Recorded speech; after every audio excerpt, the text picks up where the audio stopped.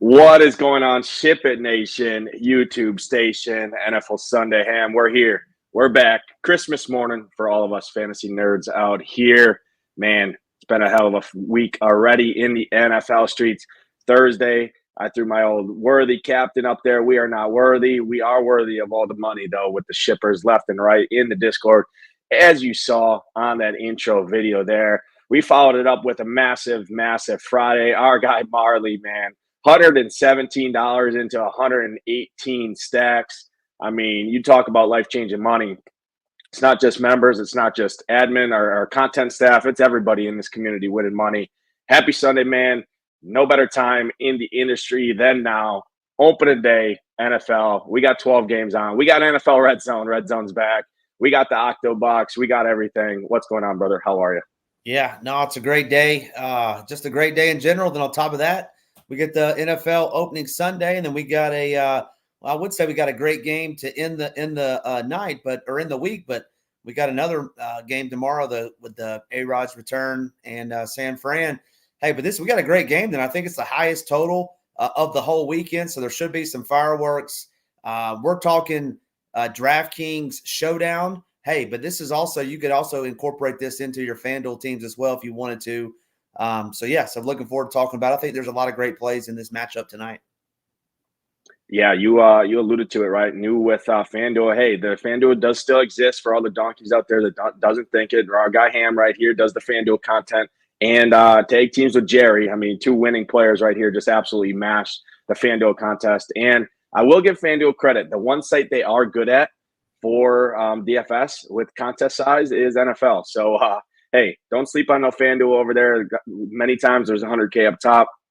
Many times in the showdown streets, despite the chop, you're holding hands with a lot of people usually over there. Still about 200,000 up top. You can still get a nice chunk of change, right? Usually it's a $9 contest up there. I don't know what it is tonight, but you alluded to it, right? Sunday Night Football is included in the showdown or in the main slate for FanDuel this year. Something new. So hopefully people – hey, if they got a spot left or two and they're trying to track down that tournament, maybe they got a guy left in this game like a Puka Nacua or a Monreal St. Brown, something like that we're going to get to here. Talk about late swaps. They can use this content while they're building their showdown lineups, but not only that, to make pivots in their main slate teams as well. Ham, we're going to go like we always do. We're going to talk captains, mainly focus on DraftKings here. You can give some FanDuel thoughts along the way. But before we do that, right, you alluded to it. This game is a good one. 52.5 is the total. Matthew Stafford returned back home, right? Coming back home to the Detroit land, right? Detroit's getting cleaned up. Oh, my gosh, they were terrible for 40-plus years. And now guess what? The city's turned around. The team is good. Everyone's all Super Bowl champs. Detroit Lions, we're back. This should be a good one, man. 52.5 is the total, 4.5 spread. It's a very close game, at least Vegas expects, and usually those are some of the sharpest lines out there in the industry. So any overarching thoughts before we jump in and talk actual players and captains? What's kind of your approach here that you're taking tonight with this game? Yeah, Matthew Stafford coming back home again where he ended last season. But, hey, there's one notable Stafford that won't be in the stands tonight. That's Kelly. Hey, keep Kelly in L.A. She doesn't need to come back. She was too sour that people were yelling and booing at her. But in any event, yeah, no, great game. To me, this game is a game I love the running game for Detroit. You know, they have a top 5 offensive line, if not top 3. L.A. is missing Aaron Donald, obviously, who is retired. They just traded away their middle linebacker. I'm really going to focus in, especially in Showdown, on this running game, which – you know, Amon-Ra is going to get a lot of love, but I like both running backs, not just Gibbs. So that's where I'm going to be starting. And then these receivers, these top 2 receivers for LA are going to be very popular on the bring back as well. So should be some fireworks, like I said. But I love the running game tonight. Where you don't see many running backs in captain, I don't think generally, but I'm gonna have a few shares of both running backs in this captain spot tonight. Yeah, I mean, we're in lockstep. I really like everyone always shits on David Montgomery here, but man, this guy has been very, very efficient, especially in these showdown games here. And you think it, right? They're going to want to keep Mr. Stafford and Kupp and Nacua and those guys right off the field as much as possible here. That Lions defense is actually pretty good. We've seen it last year. Montgomery has definitely been efficient. I mean, I could see certainly, right, a bomb down the sidelines. Jameson Williams, tug on the back, right, pass interference. Guess what happens? Here we go. David Montgomery, 1, 2. We just saw it, right? Henry, 1-yard touchdowns. We've seen it all season long. But not only that, he's involved in the pass game. He can get there in multiple ways. So, yeah, great overarching thoughts there. That's going to take us right into the captains here. Let me just pull it up here on my screen. Looking at the captains, you got Amon-Ra St. Brown all the way up at the top, 16-5. Definitely going to get some ownership. Anytime he's on the slate, he's a certified step-up, right? Just a target monster overall, just reception beast, which is great for DraftKings with that full point PPR. You got Puka Nacua and Cooper Kupp right there at 14-7, 14-4. That's an interesting decision point, right? We've seen the emergence of Nacua in his rookie breakout season last year. Cooper Kupp dealt with some injuries. He's getting a little older there. But, hey, I think the shiny new toy, Nacua, is definitely going to get more ownership than Cooper Kupp. And we know what Cooper Kupp used to do and Ken definitely is capable. We've seen it still last year. Both of these guys going off for 30-plus in games. So hit on those two guys. The quarterbacks are all down, or all the way down, right? They're the fourth and the fifth, the fourth and the fifth highest priced guys in terms of the captains, which is a little unique. Neither of these guys really have rushing upside, which I don't love too much in terms of captains when we're talking DraftKings scoring, right? However, they can spread it around. It is a little bit more condensed on both sides, so that's typically why I would like the wide receivers and the running backs more up top on this type of game, because these guys do kind of focus in, right? On the Rams side, yeah, you do have some guys down there on the Rams, the wide receiver threes of the world, like the Demarcus Robinsons and that. But realistically, it's Nacua, it's Cooper Kupp. And then on the Detroit side, right, it's Amon-Ra St. Brown, a little bit of Jameson Williams as a burner, and then Laporta. Very condensed overall for the main target tree. Goff, can spread it around a little bit. Any thoughts on the captain position? Where are you going? For me, it's more running back and wide receiver focused than these quarterbacks, but I'll throw it over to you. Where are you looking for captain here tonight? Yeah, let's start at the top with Amon-Ra. And like you said, I mean, Amon-Ra is going to command a lot of targets, not only in this game, but all season long when they do have to throw. If you look at their receiving coordinates, it's just not very. I mean, they got Chief Keef, Khalif Raymond in there, Jameson Williams, who's more of a deep threat. And then they have Amon-Ra, and then obviously they have Laporta and Gibbs as well. I guess you could consider them pass catchers as well. But he's going to be peppered with targets. And if you think for some reason that the Rams take the lead and the Lions are playing from behind, I really like Amon-Ra in this game because he's going to get 10+ targets, I think, in a lot of these games. So I don't mind Amon-Ra. As it relates, obviously you can only play one in the captain. But if you're talking Rams, I'm personally going with Kupp just to start the season. This is the healthiest Kupp's going to be all season long, right? Week 1. Nacua did miss some time during camp. And so, hey, maybe he didn't get the same amount of reps that he normally gets with Stafford.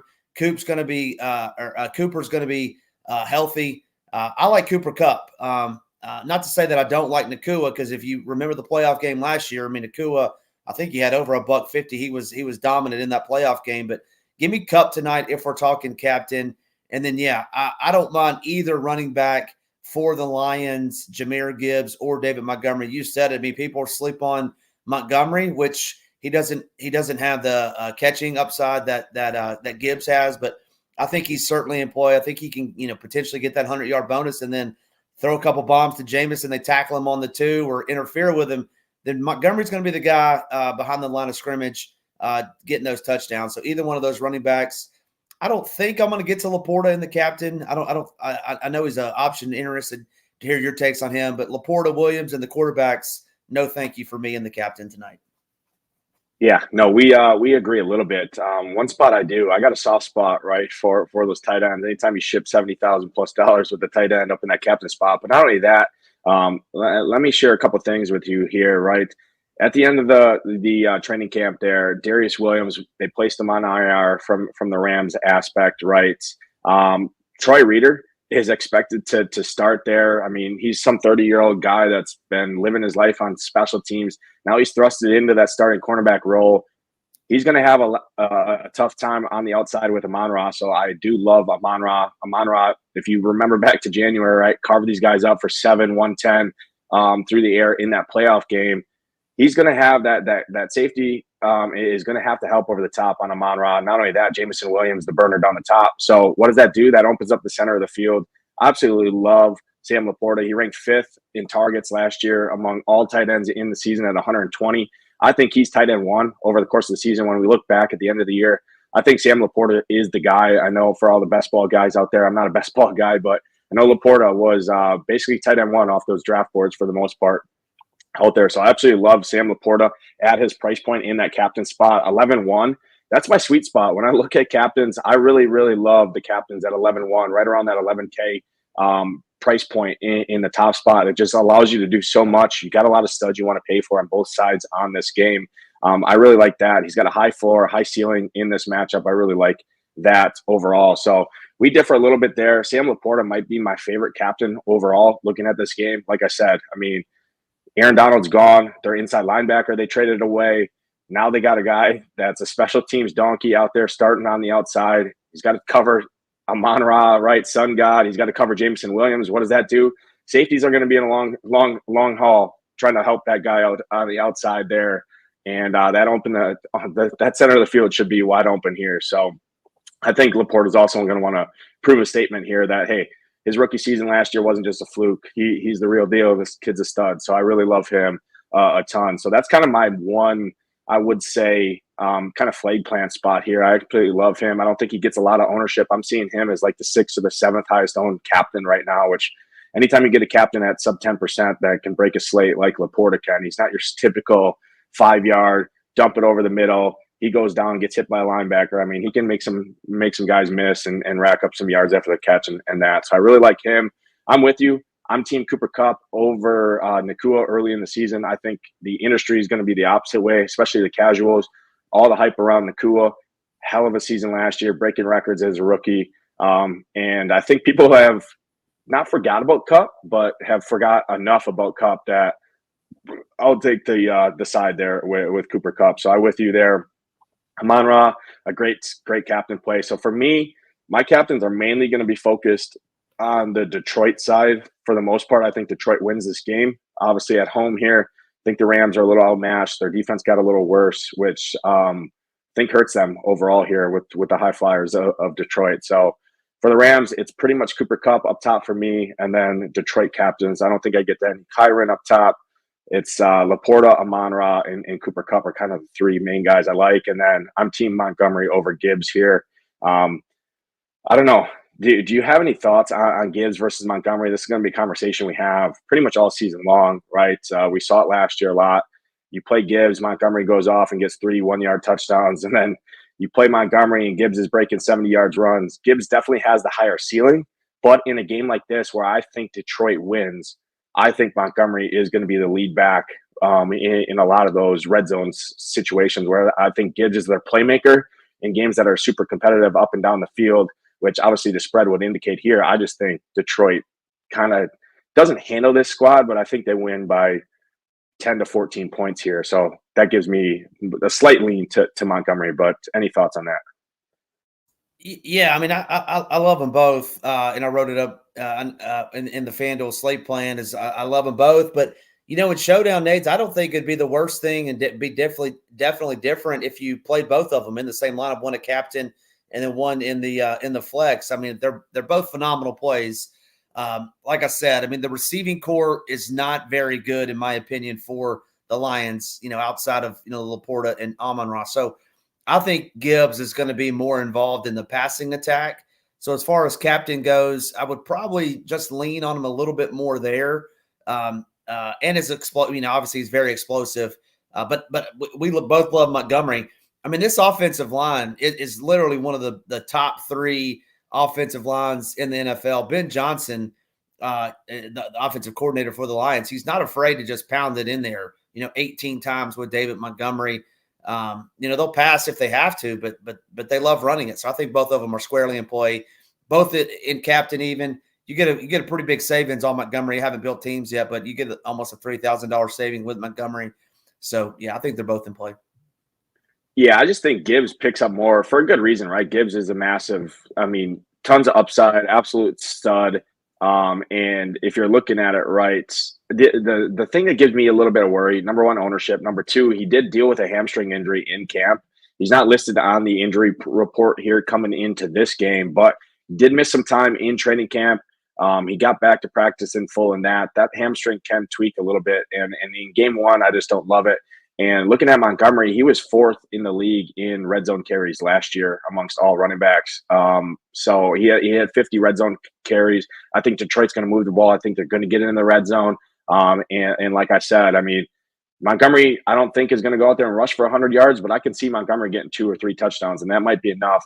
What it allows you to do at 9-9 in the captain spot for the rest of your team, right? 9-9 sub 10K captain with 2-3 touchdown upside can definitely get the job done. So I think we hit on the captain spot enough. Seems like we're pretty aligned in terms of running backs, wide receivers. I like Laporta up there as well, which is kind of a hybrid because they also lost Josh Reynolds as well. They traded Josh Reynolds away. He's over on Denver.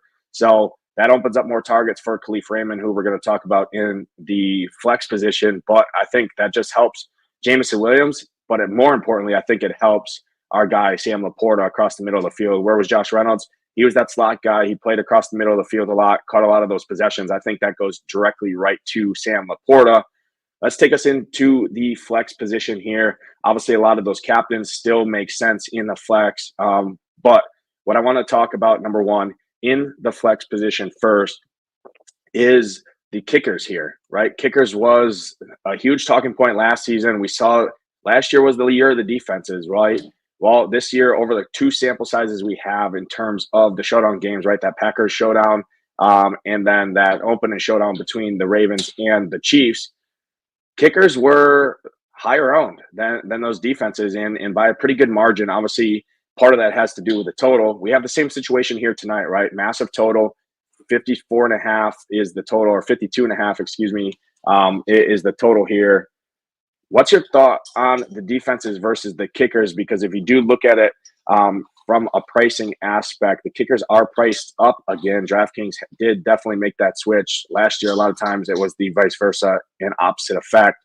Hit on those two guys. I think that's an important conversation because they're right in that mid-tier, right, in that flex position. And both of these teams are pretty condensed at the top, right? You got Nakua, you got Cooper Kupp, you got the running backs. And then on the Lions side, you got Amon-Ra, you got Jameson Williams and Laporta.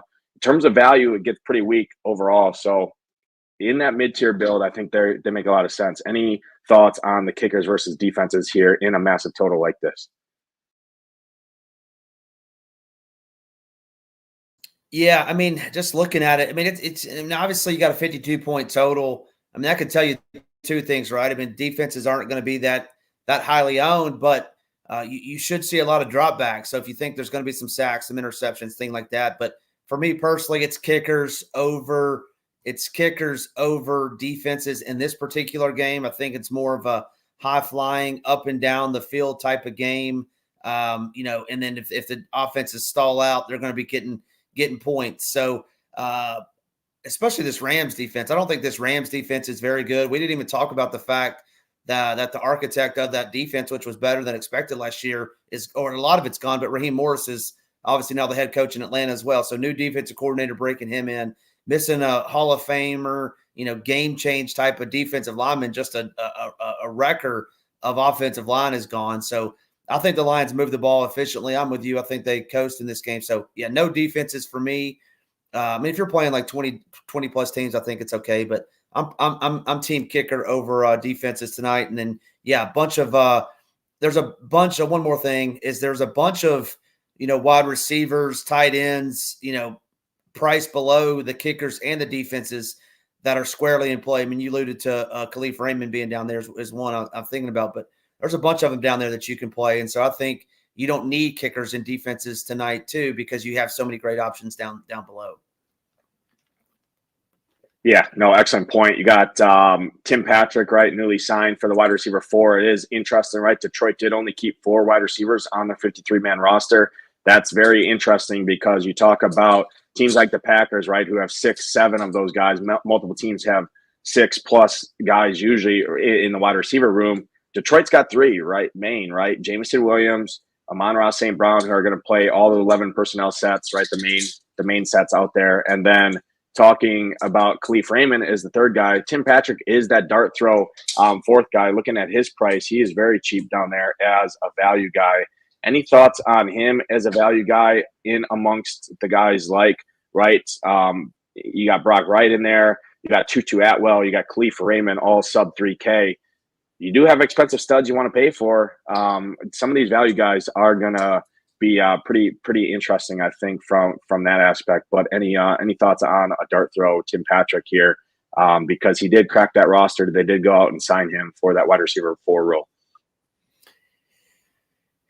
Yeah, I don't think I'll get to him. And I was just looking. I didn't even know Allen Robinson was on their practice squad as well. I don't think he'll get elevated on the Lions practice squad. Obviously, he was spent a couple years there with, or at least 1 year with the Rams. So, I'll some of the guys that I like down here in this range, would be Khalif Raymond.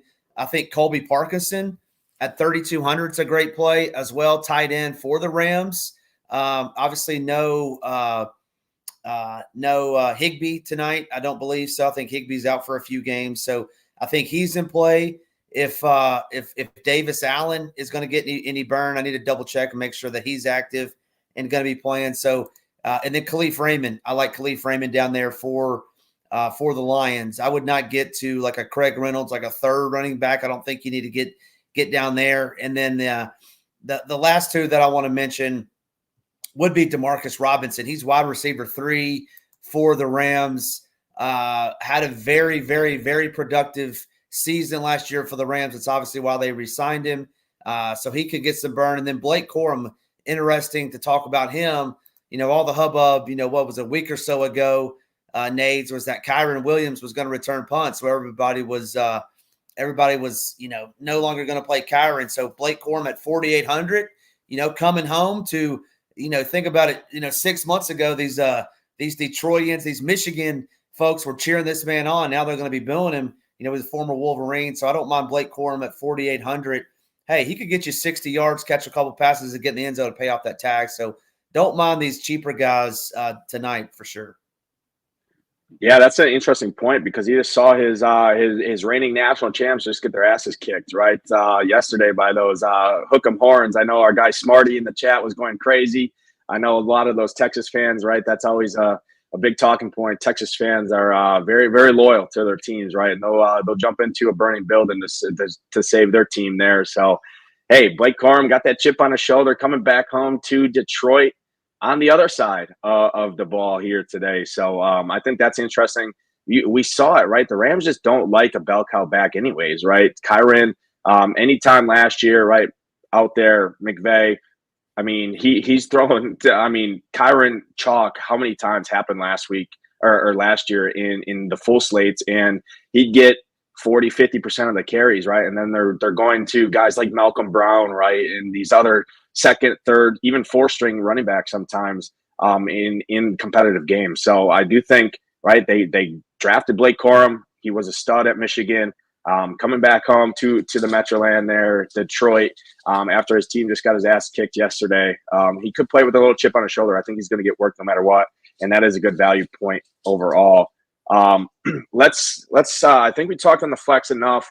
I do want to make up one point for you. We talked on value. One thing to note on this slate, I just don't think these value play punts, cheap, if you will, flyers, are going to be too needed, because if you look at the pricing, it's been the story of the slate in the week one, right? Week one, all the casuals are in here. DraftKings is like, oh, here, let's dangle this little carrot right in front of all these casuals and make pricing very easy, right? They can build absolutely star-studded teams. And I think we got another case of that here tonight. You talk about a lot of these studs, right, in the flex, they're just not priced up. Montgomery, 6,600, 7,400 for Laporta. We've seen him up at 80, mid-8s last year, right? Kyron Williams, starting running back, 8K. Jahmyr Gibbs, 8,400. I mean, you just talk about it. The only guy that's priced up over 10K in terms of the flex is Amon-Ra St. Brown. Puka Nacua, 9.8. He's gone off for 30-plus multiple times last season. Cooper Kupp, sub 10K. So when you're talking about, especially a mid-tier captain like a Laporta or a Montgomery captain, something like that, you just don't need to go down to that punt range. Obviously, in MME, right, 20 max, more of 150 max. I think it's taking a chance on one of those flyers. I think it's good, but on single entry, 3 max stuff, if you're only playing a couple teams, I just don't think if you avoid this cheap punter kind of lottery ticket range, I think that's the way to go here tonight. Any thoughts on that? Yeah, I mean, I think that's squarely in play, right? I mean, it's I don't think you need to get down there too low. Like you said, one guy above 10K as it relates to flex. I was just building a team as you were talking. You can get a pretty nasty team with 4 dudes up top tier guys that are going to be on the field 80 plus time and see a bunch of targets and or carries. So yeah, I don't think you need to get down below maybe Davis Allen might be the lowest that I would go. Probably wouldn't even go that low. Colby Parkinson maybe at 3,200. Yeah, no. I was just looking at it. So if you go like a Jameson Williams captain, which I think is an interesting play, right? Burner, he's wide receiver 2, right? No Josh Reynolds there. It's basically him and Amon-Ra, and Laporta is kind of the target tree that we're going to see. At least I expect it's him. If you go him, Matthew Stafford, and then Demarcus Robinson, who's going to get squeezed at 5K in that flex there.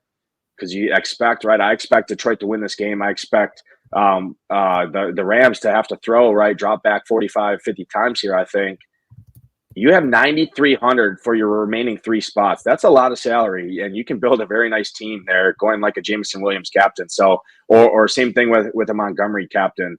I think that's the way to go. So that's kind of what I'm looking at. I think that's interesting. Final segment here. Let's talk about roster construction. Is it a 5-1? Is it a 4-2? Is it a 3-3? The conversation everybody wants to talk about it. I'm more team 4-2 and 3-3 always. I'm never really getting to, especially in a massive total like this. You could make a case, right? First game of the season, Detroit's at home. Rams are coming in, weaker defense overall. Arguably, Detroit's got the best offensive line in football. They got all the weapons on offense coming back. They were one of the most high-powered offenses last season that only think improves this season. You could make a case that in a game like this, especially at home, they come out and one team just runs away with it. If it's the case, I think if any side runs away with it here, it's going to be Detroit. So maybe some cases 4-5-1 builds on the Detroit side, but typically I'm more camp 4-2, 3-3, which is the chalkier route. But you can do different things to get different there. I think I'm more of a Ram, and the captain's going to be lower owned than the Detroit side as well. So any thoughts on that before we get out of here? Yeah, I'm with you. 4-2 is kind of typically the way that I roll. And what and Tambo does a good job of always talking about, you have to paint a picture of how you think the game is going to go. If you think the Rams are going to win, then build a 4-2 Rams. I think that's fine. But I like 4-2s myself, 3-3s, and then, an occasional, like I said, I mean, the more teams you build, the more you'll do. But if you're doing, 3 max or something, yeah, it's 4-2 for me. And I want to paint a picture of how this game's going to go. And then hopefully we can ping pong our way to the top like our guy Big Marley did the other night. Hey, 2 teams, you said it, 120 some odd dollars into a $118, 118K, man. What a feeling that must have been. Yeah, I know how it feels, man. I'm never a 150 max guy, but guess what? I always throw anywhere from 3 to 5 teams into that main contest unless I got tickets or something, because guess what? You don't need 150 in there. Tambo did the math in the Discord. It's like 0.01% of the total entries in a contest like that, even if you are 150 max. And so the math ain't mathing how much, but guess what? Your bankroll is going down when you're throwing 150 in there. And yeah, do you have a little bit better of a portfolio going into the tournament? I think so. But if you build your rosters correctly, which we teach and preach over here at SHIPIT Nation, you put yourself in a chance like Marley did, right? With two lineups in that flagship $20 million and ship first place chop. And it would have been way more if that guy didn't run his same train for 6. He trained himself for 6 times. And yeah, he's got a fat bag, but guess what? Everybody else who he chopped with up top would have had about 200,000 or 300,000 in their pocket instead of 117. But nonetheless, great points there. Final thoughts here. Let's go with plays of the day. We usually do our home run calls on the MLB show. YouTube chat usually loves our home run calls. Let's give a captain play of the day and a flex play of the day here before we get on out of here. Obviously, we're going to be doing these Sunday night football shows all season long. This is a recorded show. Hit that like button, hit that subscribe button for all the people in the chat. And also, in the comment section, drop your favorite captain and drop your final score. We will look back at these 4 giveaways, and me and Ham will see if we can coordinate some giveaways out of our own pockets here throughout these shows too for the interaction in the chat, because we appreciate all you guys out there. But Ham, before we get out of here, your play of the day, your captain play of the day, your flex play of the day. Give the people 2 plays of the day here. I'm going to go. My captain's going to be Jahmyr Gibbs. Love these running backs talked about on the show. I think you can play either one, but I'm going to go with Gibbs with his receiving upside. And then Colby Parkinson, $3,200 tight end for the Rams. I really like him. Needs to catch his 5 balls. You're doing, cartwheels, and you're in a great position. If you get to the end zone, you're really looking good. So, yeah, Colby Parkinson, $3,200, tight end 1 for the Rams on tonight's slate. All right. Well, it's not a slate if I don't cheat the rules here and give 2. I'm going captain, doubled whammy, both on the Lions side, both value guys. It's not Sun God up top. It's not Nakua. It's not Cup. It's my boy, Sam Laporta. I already gave all the thoughts, right? That middle of the field, I think, is going to be wide open. No Josh Reynolds there to compete with him overall. Give me some Sam Laporta at 11-1 in that captain spot, and then give me his teammate, his burner, wide receiver 2. Absolute phenom, struggled with some injuries, started last year, came on, absolute burner. Jameson Williams, really like those 2 guys in the captain spot for what they do for your overall roster. Really like that. And then in the flex spot, I really like David Montgomery. Talked about it a lot. Led the league last year, top 5 in red zone carries, had 50 red zone carries. They're not afraid to pound him inside that goal line. And bomb to Jameson Williams, you get that point, maybe gets the racks up that 100-yard bonus, and maybe catches one of those, but also maybe Montgomery pounds 1 or 2 in there. So that's where I'm going. I'm Lions. Lions win this game outright, I think, overall.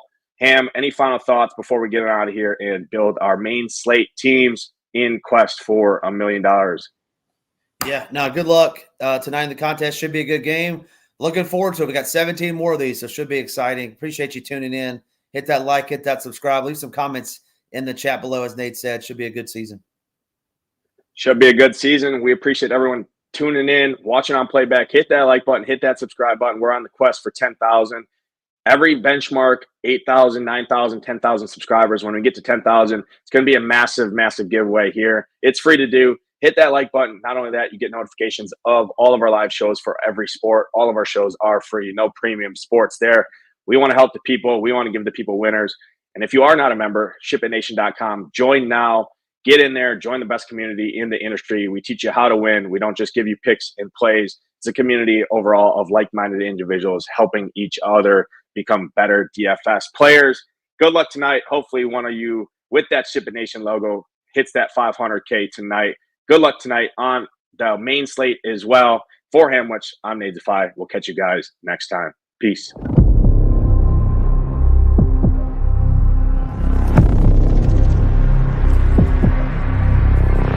Obviously, I'm a part of the SHIPIT Nation community. I enjoy the Discord.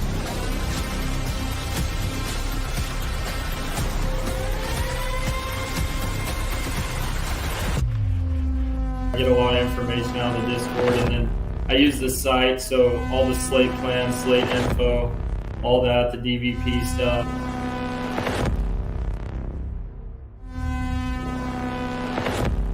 I would say join a site because they do help and you get all the information and it saves you so much time.